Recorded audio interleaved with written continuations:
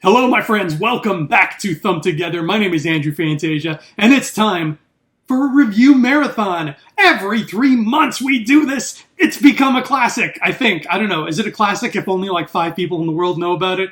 I don't care. I'm calling it a classic because classic is a fun word to say. If you're new to the review marathon, here's how it works. Every 3 months, I try to watch as many movies that I have never seen before as I can, but the trick is, they have to be at least a year old. So for example, even though I had never seen Morbius before, I watched Morbius. It's not a year old, man. It doesn't count. Get with the program. And then at the end of 3 months, I come here and I try to review those movies as fast as I possibly can. So let's do that right now. Between the months of January and March 2022, I got to see 33 movies I have never seen before, and we're going to talk about them as fast as we can, right now. 1941. I suppose this is what happens when you take a Zucker Brothers comedy, give it an enormous budget, and let Steven Spielberg sit in the director's chair. This was a noisy, overlong mess, but by God, the final hour is an absolute masterclass on how to pull off a multi-layered cause and effect action sequence with dozens of moving pieces. The Abyss. Given what we know about James Cameron today, this entire movie is pretty much his idea of porn. Still, The Abyss was an absolute blast. Given the current state of the world, I think we could all use some deep trench aliens right about now. Adventures in Babysitting. Look, I will follow Elizabeth Shue's dreamy eyes to the ends of the earth, so of course I enjoyed the hell out of Adventures in Babysitting. Or maybe I should say I enjoyed the heck out of Adventures in Babysitting because I saw the laughably bad censored version on Disney+. I love how Disney thinks Pam and Tommy is totally okay, but somehow the word bitch is just unacceptable. Just buy this one on Blu-ray, kids, so you can get the real version. In fact, buy everything you like on Blu-ray. Don't ever let streaming services hold movies hostage. Airport 1975. After a pretty slow start, the second airport outing zips along to a really suspenseful second half, but the budget definitely feels smaller this time around, and it was kind of a bummer that a movie called Airport had very few scenes actually set in an airport. It was fun, but it really made me miss the characters and setting of Lincoln International. Airport 77. At this point, the Poseidon Adventure had come out, so I guess the makers of Airport thought they'd have a foolproof hit on their hands if they took both concepts and mixed them together. They were wrong, and there was still not enough actual airport to satisfy me, but a private plane full of shag carpeting and a starring appearance from Jack Lemmon made it all worthwhile. Akira. I'm officially certain now that people who like Japanese anime must not have working eardrums. It's the only way to explain how anyone could enjoy a medium where 99% of the dialogue is just screaming! But I've got mad respect for what Akira did for the cyberpunk genre. The animation is gorgeous, and Neo Tokyo looks so effing cool. I just wished I'd watched this damn thing on mute.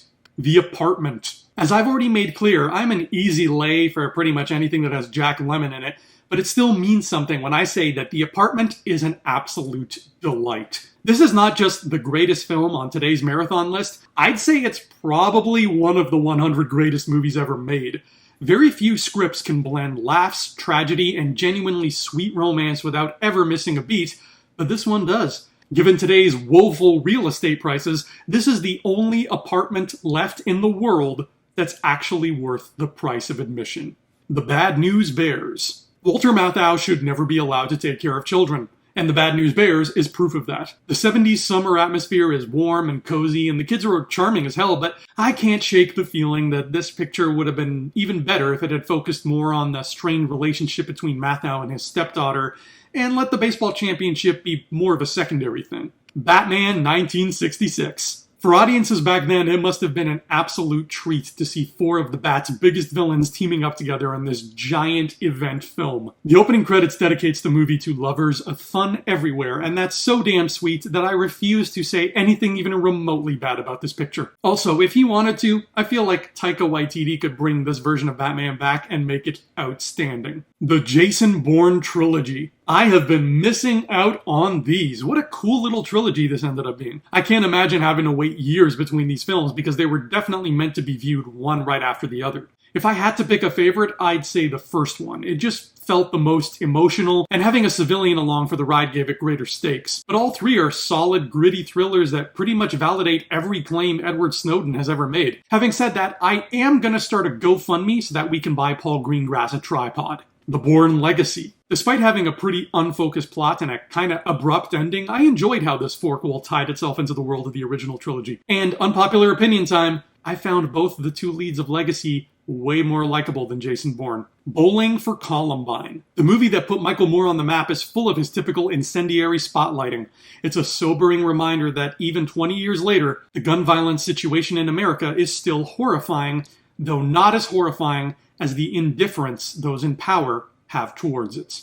Cruel Jaws. Unintentional hilarity is the best kind of hilarity. An Italian movie filmed in Florida that recycles footage and music from other films, Cruel Jaws barely saw the light of day, and with good reason. But if you're a Jaws fan and you want to watch less competent people try to tell the exact same story, I can't think of a more entertaining way to spend 90 minutes. Deep Blue Sea. Sharks, LL Cool J, and Samuel L. Jackson.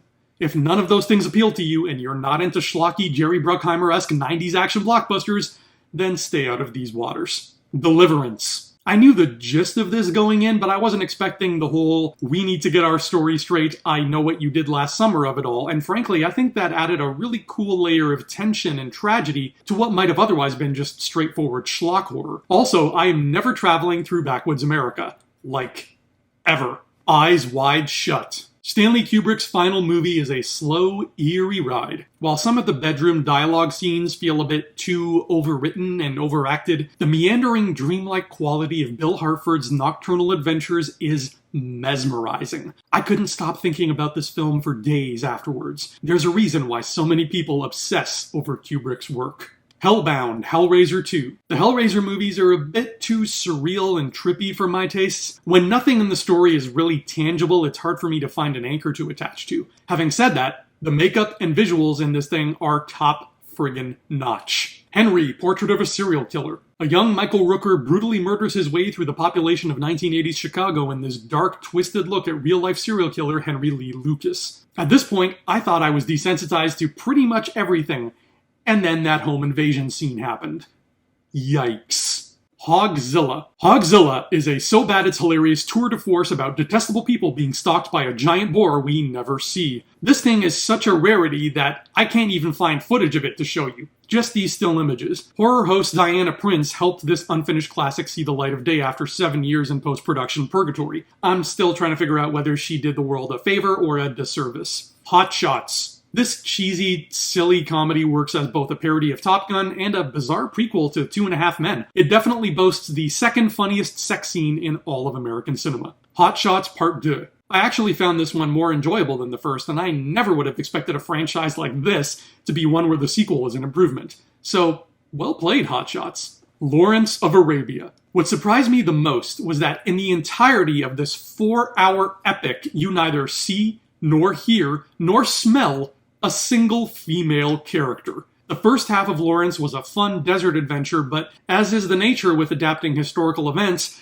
the ending peters out into an uninspiring anticlimax. Manhattan Murder Mystery. Definitely the funniest and sweetest Woody Allen picture I've seen. Manhattan Murder Mystery is full of early 90s New York goodness, and Diane Keaton continuing to be the most charming woman on the face of the earth, even though her character gets all kinds of annoying. Also, the murder mystery twist itself was way better than I expected. Menace to Society. This was an expertly made and beautifully told story, though it's very hard to see past the fact that the filmmakers clearly watched Boys in the Hood and thought, me too! Menace is the inferior of the two, but still great. Monty Python and the Holy Grail. Now that I've seen all 3 of Monty Python's main theatrical films, I can safely say that I think this sketch comedy troupe should stick to actual sketches. For some reason that would take a smarter person than myself to explain, Monty Python works for me in small chunks, but as films, they're annoying and kind of insufferable. Open Water. Based on true events, this absolutely heartbreaking film uses gritty cinema verite photography to make the open sea even scarier than it already is. It makes you feel like a fly on the wall as you watch these 2 people slowly die,